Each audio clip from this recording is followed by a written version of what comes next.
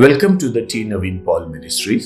एक बार फिर से टी नवीन पॉल मिनिस्ट्रीज में आपका स्वागत है। Here we are again with you with the 41st episode of the study on the book of Revelation. और फिर से हम आपके साथ प्रकाशित वाक्य की 41st एपिसोड में हैं।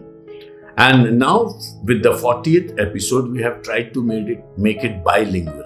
और 40वें एपिसोड से हमने ऐसे कोशिश करी थी कि हम दो भाषाओं में से उपलब्ध करवा There are so many people who follow me internationally. और बहुत से लोग हैं जो मुझे अंतर्राष्ट्रीय रीति से मुझे फॉलो करते हैं। So this is for both Hindi knowing and English knowing people that we are giving this study. तो ये उन सभी लोगों के लिए जो अंग्रेजी और हिंदी दोनों भाषाओं को जानते हैं, So that you benefit with this study. ताकि आप इस अध्ययन से सीख पाएं And more people get benefited with it. और बहुत से लोग इस अध्ययन से सीख पाएं। In the last episode, we talked about the announcement of the angel recorded in the 14th chapter of the book of Revelation. और पिछले एपिसोड में हमने स्वर्गदूतों के द्वारा जो घोषणाएं की गई उसके बारे में अध्ययन किया, जो प्रकाशित वाक्य के 14वें अध्याय में पाए जाते हैं। The beginning of the 14th chapter is with the Lamb coming on the Mount Zion and 1,44,000 people worshipping him.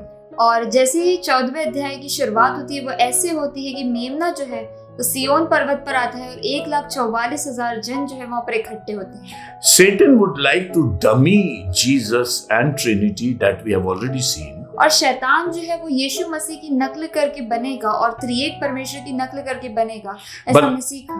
But the only havoc that he has upon us is that there is no perfect worship with it.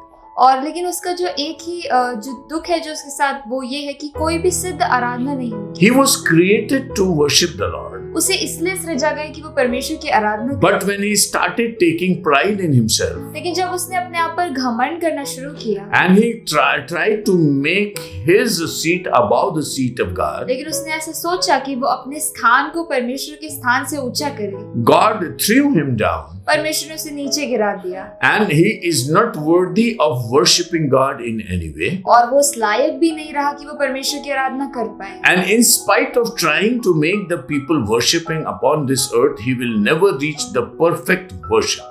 और हो सकता है कि लोगों के साथ वो आराधना करे लेकिन वो कभी भी सिद्ध आराधना में नहीं पहुंच पाएगा। The worship that Jesus has with 1,44,000 people is a heavenly worship. जो आराधना यीशु ने 1,44,000 जन के साथ की वो है स्वर्गीय आराधना। The Antichrist is not going to talk anything about heaven and the worship in heaven. और मसीह विरोधी जो है वो कुछ भी जो भी स्वर्ग में आराधना होती है स्वर्ग के बारे में बात नहीं करेगा। He will try to keep the people away from their inbuilt desire to worship God.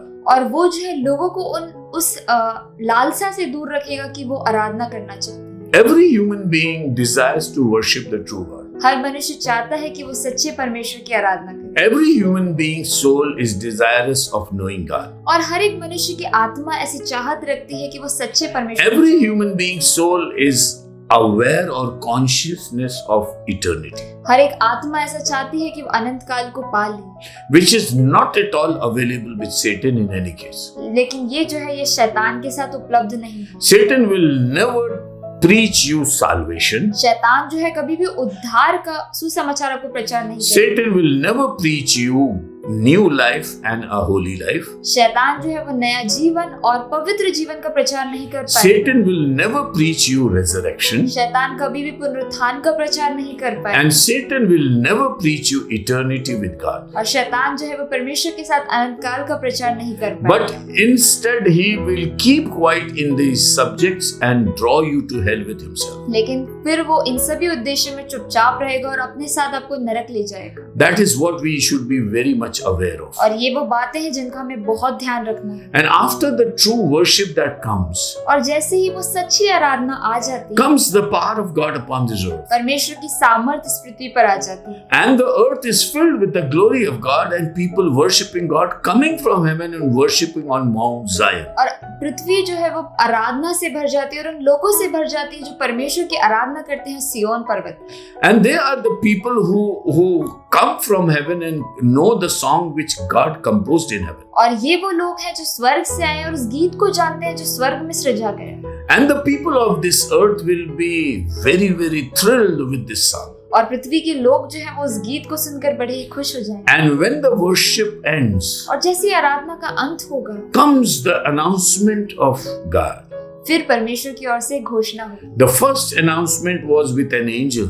और पहली जो घोषणा थी वो स्वर्गदूत के द्वारा। Mind you, all the announcements are global. और मैं बता दूं कि जितनी भी घोषणा है वो सभी के लिए, For each and every human being upon this earth, हर एक मनुष्य जो पृथ्वी पर पाया जाता है, whether he accept the announcement or not, it will be given to them. चाहे वो घोषणा को स्वीकारे या नहीं, वो उसे दे दी जाएगी। The first angel will announce, पहला जो स्वर्गदूत है वो कहेगा, God is the creator and judge of this world. परमेश्वर जो है वो सृजनकार है और न्याय करने वाला है। It's duty of each and every person to worship God and God alone. ये हर एक व्यक्ति का ड्यूटी है कि वो परमेश्वर की आराधना करे, सिर्फ उसी की। Otherwise, they will go into a meaningless life, लेकिन अगर वो ऐसा नहीं करते हैं तो वो एक बेकार के जीवन में चले जाएंगे, which would have no meaning and sense for eternity. जिसका कोई अर्थ नहीं है अनंत काल के लिए। Then the second angel comes, फिर दूसरा स्वर्गदूत आता है and he says that the city of Babylon has fallen down. और वो ऐसा कहता है कि बेबीलोन का शहर गिर पड़ा।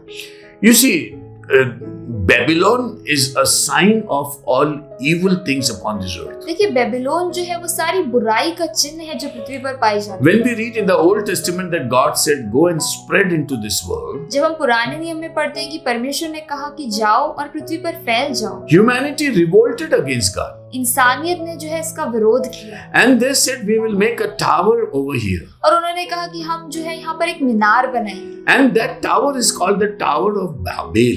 और उस मीनार का नाम है बाबुल की मीनार। And God came down और परमेश्वर नीचे आ गया and he saw that all the people are working with one mind, with a one purpose. और उसने ऐसा देखा कि जितने भी लोग थे वो एक ही मन और एक ही उद्देश्य से काम कर रहे। And God admits that when people come together with one mind and one purpose, nobody can stop. और परमेश्वर इस बात को स्वीकारता है कि जब लोग एक मन और एक उद्देश्य से एक साथ आते हैं तो कोई भी उन्हें रोक नहीं सकता। And this is what is the humanity running after in this world today. और ये वो बात है जिसके पीछे इंसानियत भाग रही है। And people are so confident that whatever they do upon this earth will be successful.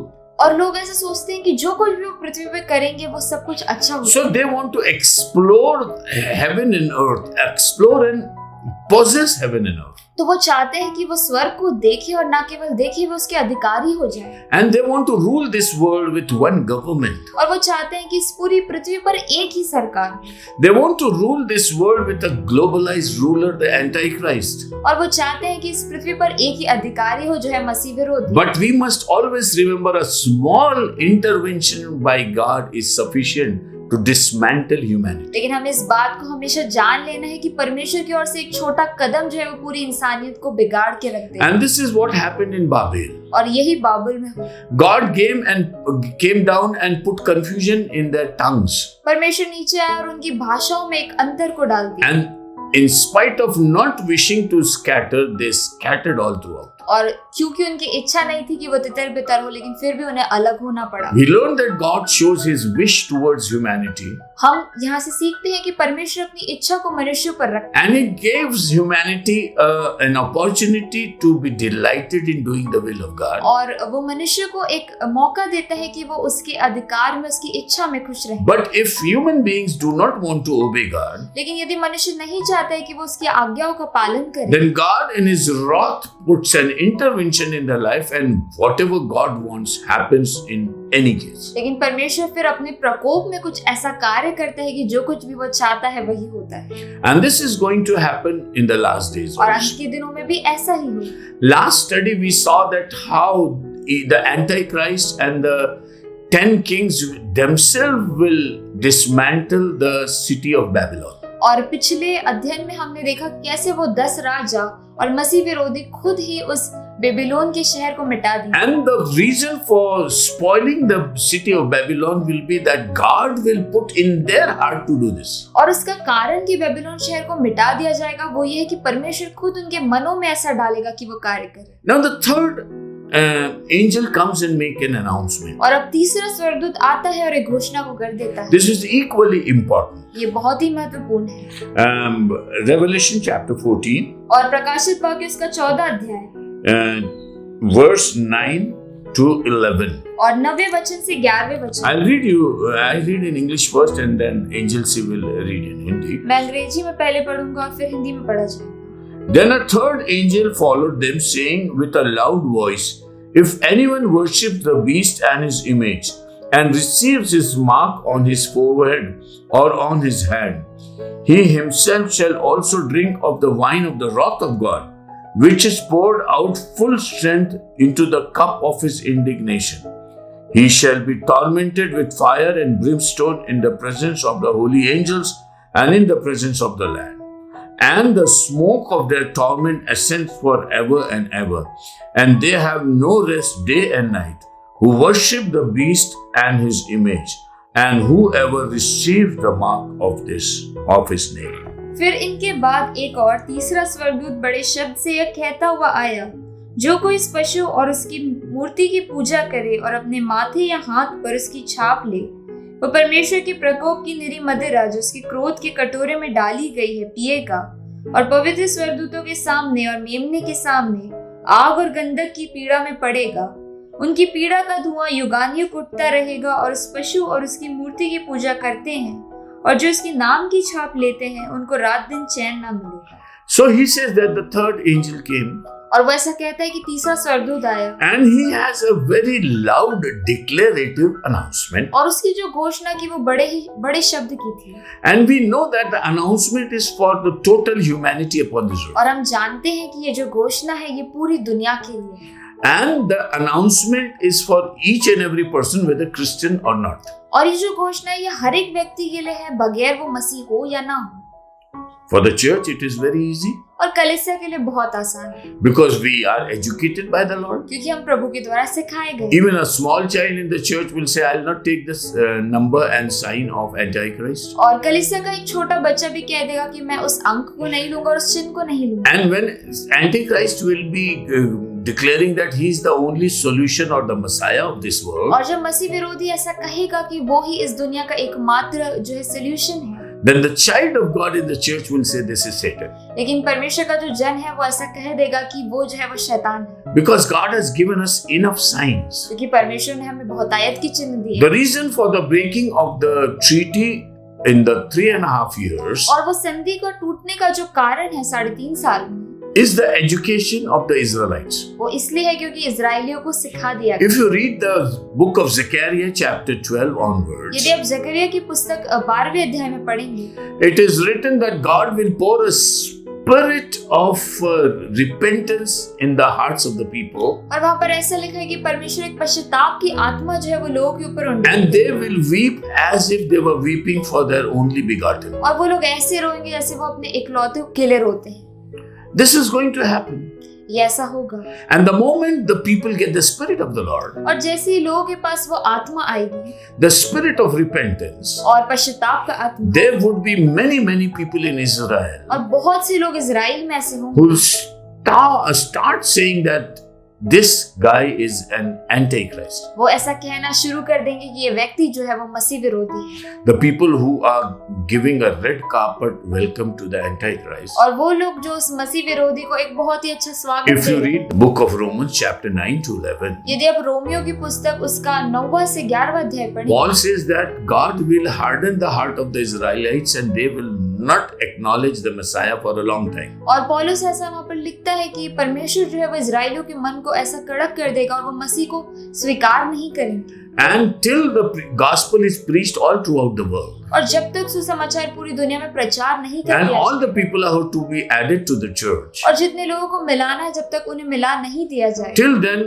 Israel will keep hard in their hearts. तब तक इजराइल का मन कठोर और कठोर होता जाएगा। So now today they are weeping at the wailing wall, तो आज जो है वो उस रोने के दीवार में रो रहे हैं and they're looking for their Messiah, और वो मसीहा को ढूंढ रहे हैं, not acknowledging that the Messiah had already come 2000 years earlier. और वो इस बात को नहीं जान रहे कि मसीहा जो है वो 2000 साल पहले ही आ They गए, are sticking to the book of Moses, the Pentateuch. और अभी तक वो मूसा की जो 5 किताबें हैं उनसे जुड़े हुए हैं। They're not acknowledging the gospel or the New Testament. वो सुसमाचार और नए नियम को नहीं मान रहे हैं, And this is a big problem for the Israelites today. और ये इजरायलियों की बहुत बड़ी समस्या है। And among the crises in this world, और जितनी भी परिस्थितियां इस दुनिया में, Israel is the first body to give a warm red carpet welcome to Antichrist. Israel जो है वो उन लोगों में से जो सबसे पहले मसीह विरोधी का अतिथि सत्कार करेगा। But the moment they get into the spirit of recognition, लेकिन जैसे ही वो उस जानने की आत्मा में पहुंच जाए, Antichrist will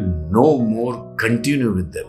मसीह विरोधी जो है वो उनके साथ नहीं रह पाएगा And he will become against the Israelites. और वो जो है इजराइलियों के विरोध में And he's collect the army world over to fight the people in the valley of Armageddon. और दुनिया भर से वो लोगों को इकट्ठा करेगा कि वो एक जंग को लड़े उस आर्मगेदोन की जगह पर। But here is the message that is given to the people. लेकिन यहाँ पर एक संदेश लोगों को दिया गया है And it is clearly said that और बड़ी स्पष्ट रीति से ऐसा कहा है, nobody should worship the idol which he puts in the temple. जो कोई उस पशु या उसकी मृत्यु की पूजा करे और अपने माथे या अपने हाथ पर उसकी छाप ले। That here even Jesus said, when you see the image of abomination or disaster on the holy temple, understand that the last days are going to end very soon. और यीशु मसीह ने भी ऐसा कहा है कि जब तुम उस पवित्र मंदिर में कुछ भी ऐसी तस्वीर देखो या कुछ भी ऐसी चीज देखो जो विनाश की हो, तो समझ जाओ कि अंत आ गया है। So this will be a very ultimate time in the history of mankind. तो ये जो है मनुष्यों के समय में बहुत ही एक अलग ही समय होगा। But then God makes announcement. लेकिन फिर परमेश्वर घोषणा कर देता है। He's not happy even if a single person goes to hell. वो इसलिए भी प्रसन्न नहीं है यदि एक व्यक्ति भी नरक को जाएगा। So everybody who doesn't take the seal of the Antichrist तो जो व्यक्ति जो है मसीह विरोधी के चिन्ह को नहीं लेते on their forehead or in their right hand, उनके माथे में उनके दाएं हाथ पर, will be pleasing God in their decision. वो प्रभु को प्रसन्न करेंगे अपने चुनाव से। This crisis is not going to last for very ये long. परिस्थिति बहुत लंबे समय तक नहीं चलेगी। You see, the whole affair of Satan is for 7 years. देखिए शैतान का जितना भी काम है वो सिर्फ 7 साल। 7 years is not a very long time. 7 साल बहुत लंबा समय My है। dear brothers and sisters, 7 years, a student takes 7 years to complete the post-graduation in a professional study. और मेरे प्रिय भाई बहनों, एक जो स्टूडेंट है वो 7 साल का समय लेता है कि अपनी पूरी पढ़ाई को खत्म कर दे। Compare these 7 years with the eternity that you are going to spend with God. इन 7 सालों को अनंत काल से आप मिला लीजिए जो आप प्रभु के साथ बिताएंगे। These 7 years are nothing. ये 7 साल कुछ भी नहीं। And out of those 7 years, the second 3.5 years are minuscule. और इन 7 साल में से जितने 3.5 साल जो है वो बहुत ही खराब है। Paul says to the church and says that whatever tough time that we have in this world, और पौलुस जो है कलीसिया से कहता है कि जितना भी बुरा समय हमारे इस दुनिया में बिताया जाता है is nothing against the glory that we are going to receive वो in God. कुछ भी नहीं है उस महिमा के आगे जो हमें मिलने वाली है। That's why he says, इसलिए वो ऐसा कहता है, do not yield yourself to the system of Antichrist. अपने आप को मसीह विरोधी के सिस्टम में ना डालो। You see, the world will be mad after Antichrist. देखिए दुनिया जो है वो मसीह विरोधी के पीछे पागल है And this system is going to dominate many a people in this world. और ये जो सिस्टम है ये बहुत से लोगों के ऊपर होगा। Because we have seen already in episode 40 that this would be the basis of the business in the city of Babylon. क्योंकि हमने 40वें एपिसोड में देखा कि ये व्यापार करने का माध्यम होगा बेबीलोन शहर में। Unless you have that mark and in your forehand or on your forehead, जब तक आपके पास वो चिन्ह आपके माथे पर नहीं या दाएं हाथ पर नहीं है you will not be able to take anything. आपको कुछ भी सामान नहीं मिलेगा And you will not be able to sell your own product. और आप अपने सामान को बेच भी नहीं पाओगे। But this would be a very short time. लेकिन ये सिर्फ बहुत ही छोटे समय के लिए। So people would have an option not to take that. तो लोगों के पास ये चुनाव होगा कि वो उस चिन्ह को ना See, लें। there are so many people who have different opinions even in this world today. देखिए बहुत से लोग हैं जिनके बहुत सारे डिसीजन है इस दुनिया में। We have seen that during COVID also. हमने कोविड के समय में भी देखा There were so many vaccinations floated in this world. और बहुत सारी वैक्सीन उस दुनिया भर में थी। But there were countries who came on the crossroads and said, we don't want any kinds of vaccination. लेकिन बहुत से देश ऐसे थे जो सड़क पर आकर कहने लगे कि हमें वैक्सीन नहीं चाहिए। So there is a disagreement in this world. तो हर जगह पे ऐसे कुछ लोग होते हैं जो कोई भी चीज It's नहीं not मानते। necessary that the world agree to each and everything that happens upon this earth. जरूरी नहीं है कि जो कुछ भी इस पृथ्वी पर हो दुनिया उससे सहमत हो जाए, Because this world, these times are known for differences. क्योंकि ये जो समय है ये अंतर के लिए जाने जाते हैं। The dream that Nebuchadnezzar king saw और नबूकदनेस्सर ने जो स्वप्न देखा and the interpretation that Daniel gave to him, और दानियल ने जो उसका अर्थ बताया, he said that the last times would be like the feet of the image, और उसने ऐसा कहा कि जो अंत का समय है वो उस जो चित्र है उसके पैरों के जैसे होगा। it will appear to be one but will be mud and iron mixed together. और वो ऐसा दिखेगा कि वो एक ही है लेकिन उसमें मिट्टी और लोहा मिला हुआ होगा। It would never be one. वो एक कभी नहीं होगा। And upon that feet would come a stone and fall. और उस पैरों पर एक पत्थर आ गिर पड़ेगा And it will spread all throughout the world. और वो पूरी दुनिया भर में फैल जाएगा। You see, when Roman Empire was so mingled with difference of opinions, देखिए जब रोमी साम्राज्य में बहुत सारा विचारों का मतभेद था, then came Jesus upon this earth. फिर यीशु मसीह दुनिया में आए And he came and spread all throughout the world. और वो दुनिया में ऐसे है पूरी दुनिया भर में फैल। When the world is divided into opinions and thoughts, जब दुनिया जो है वो विचारों के मतभेद में बट जाती है, the glory of God brings people together to one purpose, that is to serve the Lord. परमेश्वर की महिमा लोगों को इकट्ठा कर देती है एक उद्देश्य के लिए जो है परमेश्वर की आराधना करना। So it is a question whether we will disintegrate or we will unite तो together. ये एक प्रश्न है कि क्या हम अलगाव में रहेंगे या इकट्ठे कर दिए जाएंगे। He says anybody who takes that mark वो ऐसा कहता है कि जो कोई इस चिन्ह को लेगा will come under the wrath of God. वो परमेश्वर के प्रकोप में आ जाएगा। See, the wrath of God is a very, very, very alarming word. देखिए परमेश्वर का प्रकोप जो है ये बड़ा ही हमें अलार्म कर देने वाला शब्द। When we read the book of Revelation, जब हम प्रकाशित वाक्य की पुस्तक को पढ़ते हैं even the seals which are opened are not called the wrath of God. और जो मोहरें वहाँ पर खोल दी गई वो भी परमेश्वर के प्रकोप की नहीं है। The trumpets which are sounded are also not the wrath of God. जो तुरही फूकी गई वो भी परमेश्वर का प्रकोप नहीं है। The seven thunders which we do not know about are also not the wrath of जो God. 7 गर्जन जिनके बारे में हम नहीं जानते वो भी परमेश्वर का प्रकोप नहीं है। But the 7 vials or 7 cups which will be poured upon this earth are called the wrath of God. लेकिन जो 7 कटोरे जो इस पृथ्वी पर उंडेले जाने हैं वो परमेश्वर का प्रकोप है। So when we come to the very terminal or the last stage of the change of age, तो जैसे ही समय का अंत होता है और जब हम सबसे अंतिम चरण में पहुंच जाते हैं there shall come the wrath of God. वहां पर परमेश्वर का प्रकोप आएगा। And that is the time when the wrath of God will be released upon people who, in spite of the announcement of the angel, will yield to Satan and take his seal. और ये वो समय होगा जब परमेश्वर का प्रकोप का कटोरा जो है वो उंडेल दिया जाएगा उन लोगों पर जो घोषणाओं के बावजूद भी शैतान की तरफ हो लिए।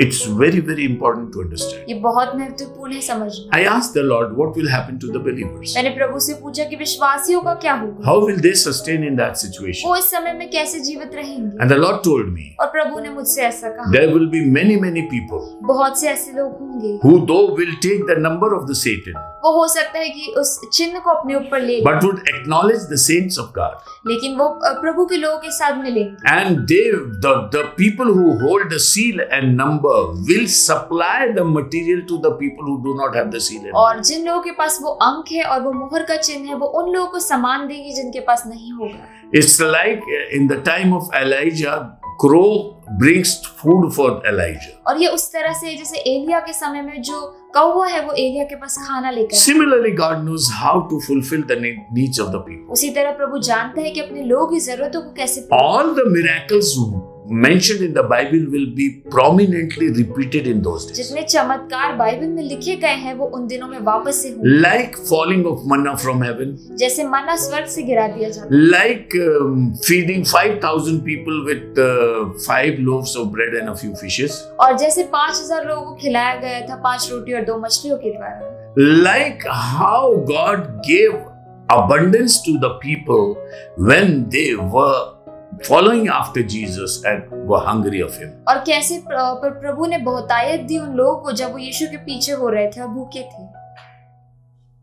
There is an episode in the Old Testament और पुराने नियम में एक ऐसा एपिसोड है where the kitchen stuff, the cooking material never consumed, and they lived for days together and the material was available to them. जहाँ पर ऐसा था कि किचन का सामान जो था वो कभी खत्म नहीं और वो बहुत दिनों तक जीवित रहे। Do you think that if number is so important or the seal is so important, God is not able to sustain his people? क्या आप ऐसा सोचते हैं कि यदि अंक महत्वपूर्ण है और मोहर महत्वपूर्ण है तो परमेश्वर अपने लोगों की चिंता नहीं करेगा? If God is not able to sustain and take care of people, why will he declare that do not take the seal? यदि परमेश्वर उपाय करना नहीं जानता था तो वो लोगों से ऐसा क्यों कहता कि वो मोहर को ना He should be the first person to say, okay, take the seal of Satan and at least sustain yourself. होना चाहिए था कि वो पहला व्यक्ति हो जो कह दे कि वो मोहर और चिन्ह और अंक को ले लो। But he says, don't worry about anything. Don't worry about when that seal comes. और वो ऐसा कहते हैं कि किसी बात की चिंता मत करो, इस बात की चिंता भी मत करो कि कब वो मोहर आएगी। And also don't worry how my provisions will be arranged by God. और उस बात की भी चिंता मत करो कि मैं उपाय कैसे करूंगा।